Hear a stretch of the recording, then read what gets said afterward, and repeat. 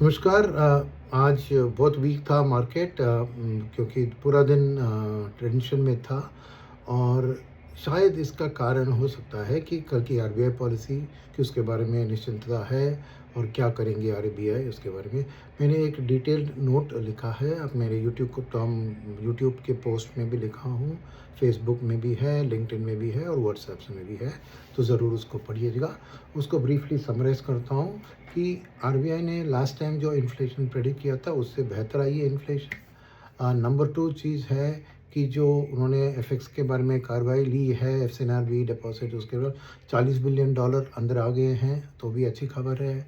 उसके अलावा आपने देखा कि ये जो उन्होंने फॉरेनर को निवेश करने के लिए गवर्नमेंट सिक्योरिटीज़ में टैक्स को हटाया और ज़्यादातर जी6 को उधर शामिल किया गया, वहाँ पे इमीडिएटली जून के महीने में बहुत बढ़िया रिस्पॉन्स आया था। 40,000 करोड़ एफआईएस ने डेट में निवेश किए थे, मगर उसके बाद आपने देखा कि जुलाई मंथ में वो 7,000 करोड़ ही ऐड हो पाया, क्योंकि ब्लूमबर्ग इंडेक्स में इंक्लूशन का बहुत आशा थी, वो नहीं हुआ इस बार, इसलिए थोड़ी प्रॉफिट बुकिंग उधर एफआईएस ने किया। और यूएस में भी इंटरेस्ट रेट्स थोड़े 4.7 तक बढ़ने के कारण जो गैप था यूएस और इंडियन जी सेग में वो नैरो हो गया, तो उतनी दिलचस्पी नहीं थी एफआईएस के ऊपर। ये था उनका एक्शन, मगर ओवरऑल रुपी फ्लैट है प्रीवियस आरबीआई पॉलिसी और अब तक, और इंटरेस्ट रेट्स भी करीबन फ्लैट है।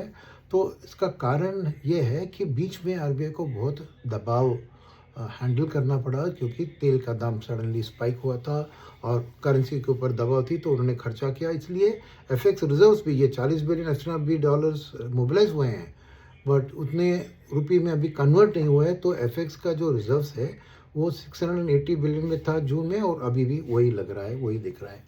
तो मगर इन चीज़ों के कारण अगर आप देखें तो अभी तो तेल का उन्होंने प्रोजेक्ट किया था 95, मगर अभी 80-85 के पर ही फुल क्वार्टर का होगा, तो इसीलिए उसके दबाव नहीं होगी। तो आरबीआई अपना न्यूट्रल स्टांस मेंटेन कर सकती है, और रेट्स में भी कुछ ना ही उनके पास डेटा है कि रेट्स को हाइक करें, ना ही रेट को कट करें, तो ये बीच में है। मगर ये रिपोर्ट डिटेल में मैंने लिखा है, उसको ज़रूर पढ़िए।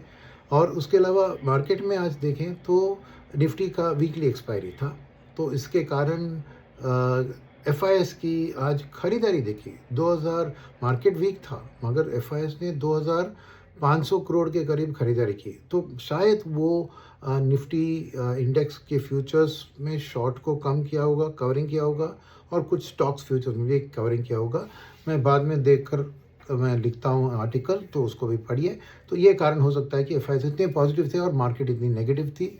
और दूसरी बात जो बात करने वाली है कि डीआईज आज नेगेटिव थे, तो शायद आरबीआई पॉलिसी के कारण वो थोड़ा प्रॉफिट बुकिंग कर रहे थे आज, क्योंकि मीडिया और मेटल्स के सिवाय सभी इंडेक्स आपको नेगेटिव में थे, खास करके रेट सेंसिटिव जैसे रियल्टी।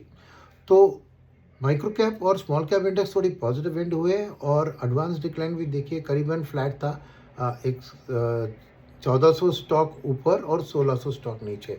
तो मेरा ख्याल है कि आज निडी ने थोड़ी बहुत खरीदारी की है, बट इतना नहीं कि वो मार्केट को पॉजिटिव ओवरऑल कर पाए, सेक्टर्स को नहीं कर पाए, मगर एटलीस्ट स्मॉल कैप और माइक्रो कैप पॉजिटिव में एंड हुए। तो मगर कल के लिए खबर क्या है कि पोस्ट मार्केट में यूएस से खबर आई है कि टॉक्स थोड़े आगे बढ़कर कुछ एक राहत मिल सकती है in terms of the war. तो इसलिए तेल का दाम इमीडिएटली रिएक्ट हुआ है और 5% गिर कर 80 के नीचे आ गया है। तो कल के लिए शुरुआत के लिए वो अच्छी खबर है, तो शुरुआत अच्छी होनी चाहिए कल। उसके अलावा आरबीआई पॉलिसी भी अगर मेंटेन करती है और न्यूट्रल रखती है, तो वो भी अच्छी खबर होगी, और मार्केट शायद कल आज से बेहतर परफॉर्म करेगी। यही उम्मीद से मैं आज ये बंद करता हूँ अपनी स्टॉक। धन्यवाद।